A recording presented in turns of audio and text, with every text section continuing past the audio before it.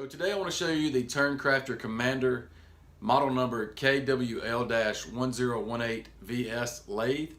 This is from Penn Industries. You can also get it on Amazon. I'll have a link down in the description. But this is a variable speed lathe. I went with this lathe for several reasons. One reason being that it had a lot of the features that I wanted without getting too high in the price range. So this particular lathe has 18 inches between centers. It has a 10-inch swing on it. But the main thing that I was after was the variable speed. And so I got into a mini or a mid-size lathe with a variable speed at a decent price. So today I just want to show you some things that or that this lathe offers as far as features go. I want to go over some of the things that need to be put onto the lathe. Right now I've got several things not on the lathe that comes with it. So for instance, this is the cover for the pulley housing or the belt housing. It's got two belts on it, or two pulleys. It's a two-pulley system. So the first setup is a smaller pulley on bottom with a larger pulley on, the smaller pulley on top, larger pulley on the bottom, and the range for that is 500 to 1800 RPMs. Now the second set of pulleys, you have the larger pulley on the top and the smaller on the bottom, and that is considered the B setting, which gives you 1000 to 3600 RPM in that particular setting. And all that covers that is just plastic housing, and it goes on with a screw. So I am going to, as we go along in this video, I'm going to put this thing together as we talk. So that is all that is holding this plastic piece on. And the other things that I really like about this system is the quick releases or the quick lever actions on this particular lathe. I have an older model lathe, not a Turncrafter, but it's an older model that it takes a wrench to adjust anything. So here on the headstock, this is the wheel that we will put on. It's got a couple of set screws after you get it set into place, and it actually spins backwards. So we'll get it started. Okay, and we've got several Allen wrenches here, and once you get that on there nice and snug, we'll just tighten it down with the set screws so it does not vibrate off.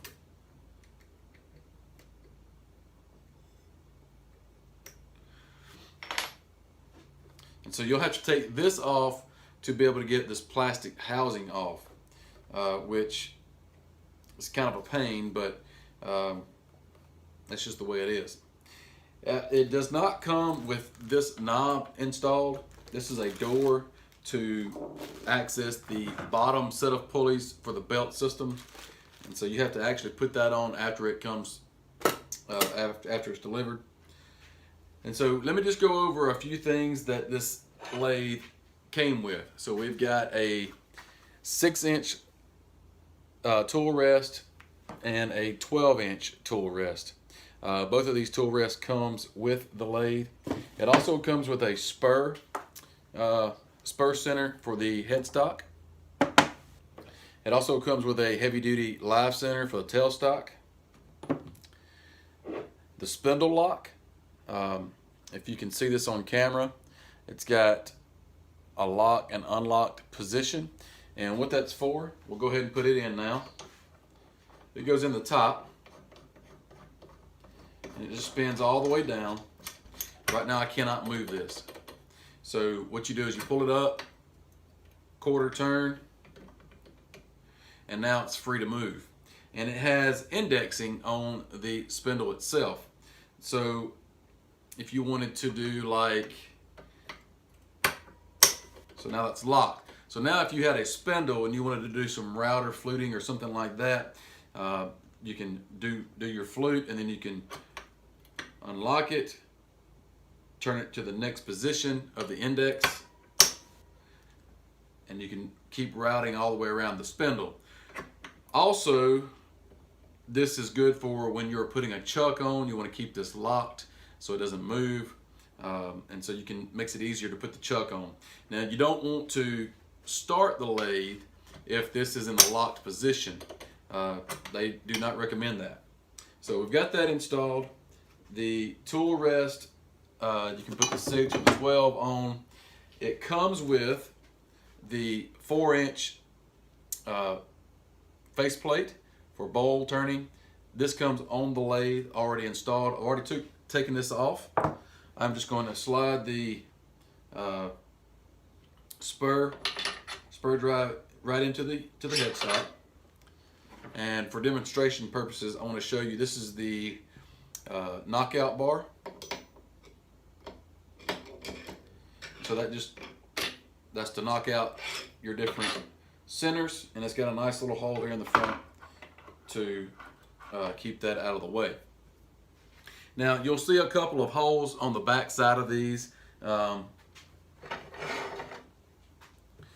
you've got a couple of holes here and a couple of holes here, and this is to install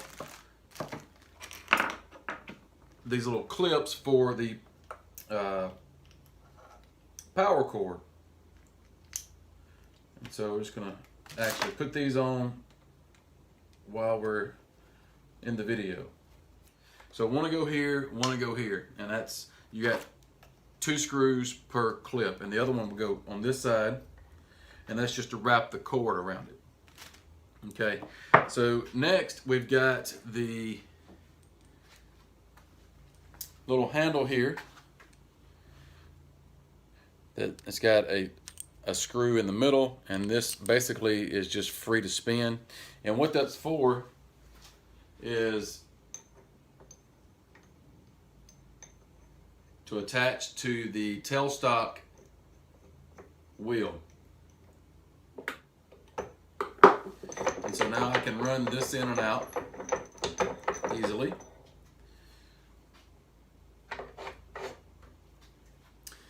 And the last thing that is to be installed is this tool caddy or tool rest, and that is to hold the different centers that you have, and I guess also small pin turning tools. Because of the height here, I don't think you want to store big long lathe tools there. So we'll go ahead and put this on. Okay, so we've got that on, and what this is for is to hold the different live centers that you may have, or different things like tool rest and that sort of thing. Okay, so here we're looking at the lathe. This did come with a damaged display. This was caused this happened in the shipping. And so PSI is really good with their customer service. So they're just shipping out the whole display itself. It's just 4 screws and 2 wires. And so they're shipping that out to me. So that was no problem getting that replaced. But as far as everything else goes, the lathe really looks like it's very well made, and so far I'm pretty pleased with it. And so, like I was saying, the tool rest and everything is cast iron. The bed's cast iron. The tailstock cast iron. Headstock cast iron. Everything is cast iron, and the wheels are metal on both ends. And so we've got the spindle lock, like I was saying. So if we wanted to take, and it's in the unlocked position now, so we can pull up on this and turn it. So now it's locked. If you can see that, it's in the locked position. And so now if I try to turn this, it's not going to turn. And you can see some of the numbers on the spindle itself. So I'm turning the wheel right here. It will not turn. And so you have different indexing on this. So if I unlock this, it's in the unlock position.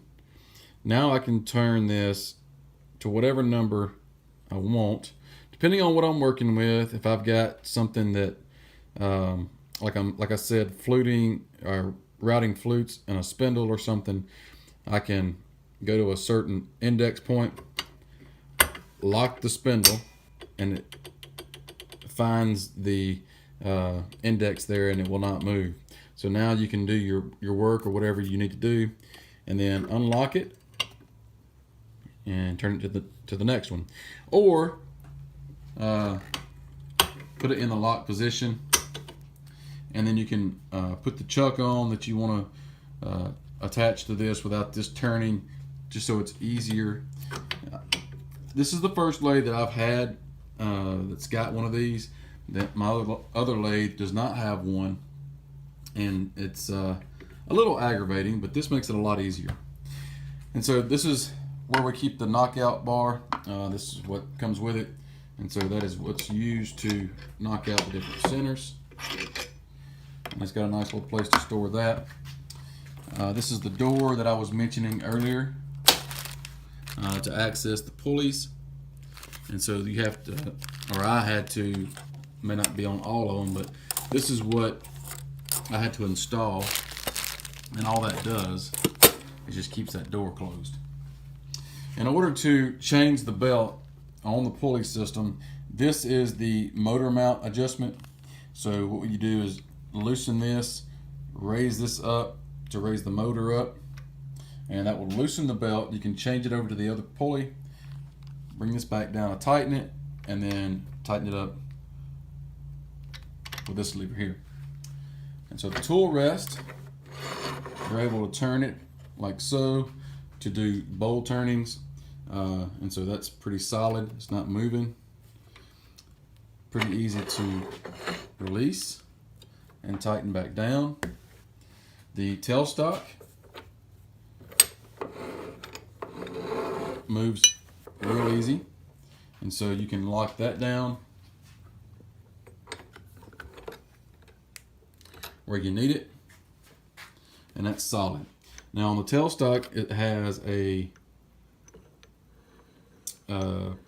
measurement, or it has 1 through 4 as far as inches go on the actual, I don't know what you call this, but it's the tailstock, and this is the piece that comes out. So if I wanted to, for instance,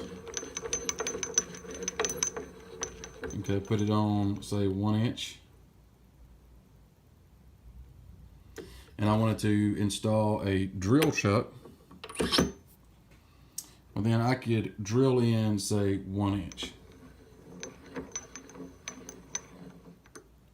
And there you go. So that's pretty handy. As far as anything else, you have a light here. The variable speed control is here. On-off switch. And then you have your little caddy with all the tools on it.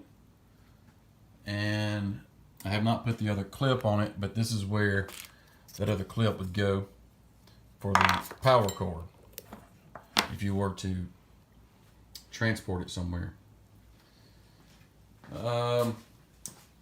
It has rubber feet on it, and they're adjustable, or you could take those out and put screws right through the base onto a table. It has these nice pull-out handles on each side to make it easier to transport. On the back side, this is where you would access the wiring for the digital display, the readout, and also where all of the, like the motor and everything is wired to. So it's just hidden behind this door.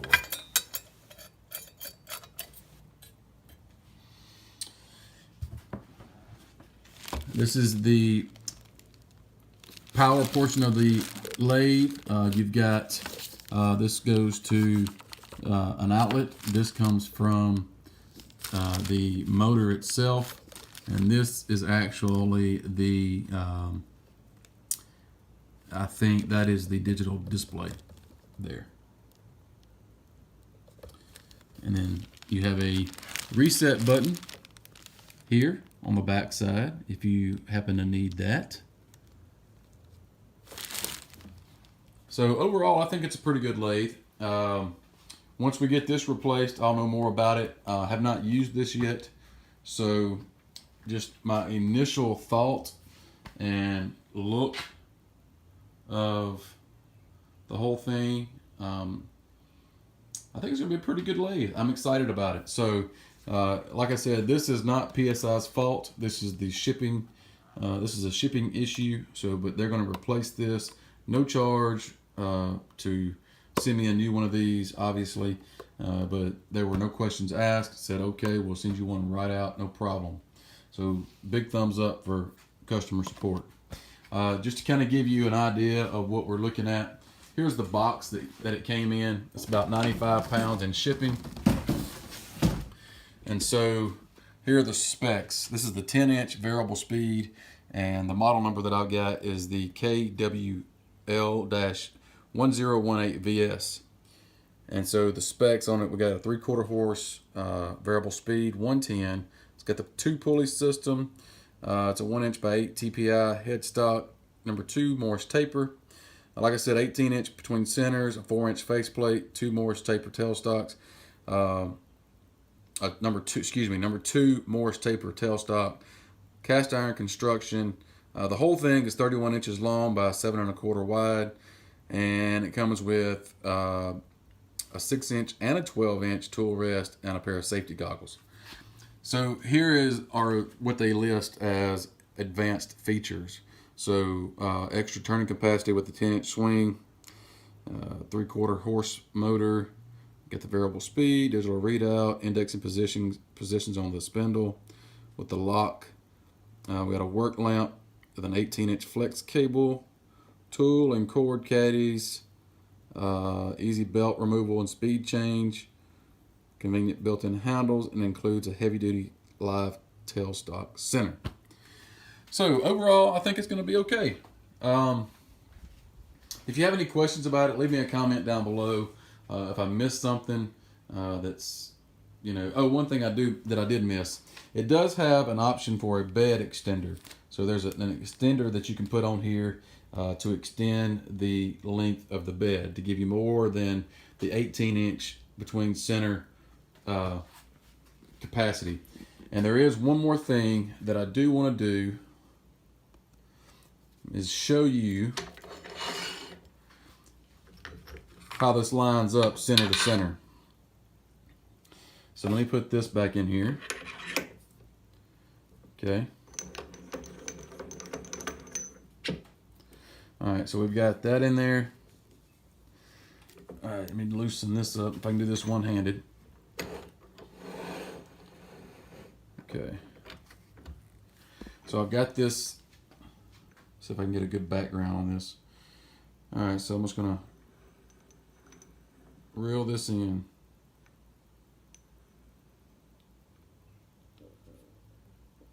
So that's pretty close. I see no issues with that whatsoever. So pretty good there, right out of the box. It had never been used before. So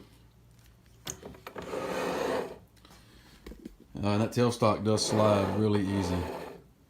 So anyway, if you have any questions about any of this, let me know, and I will be glad to answer any of your questions. Leave me a comment down below. Thanks, guys, and we will see you next time. Later.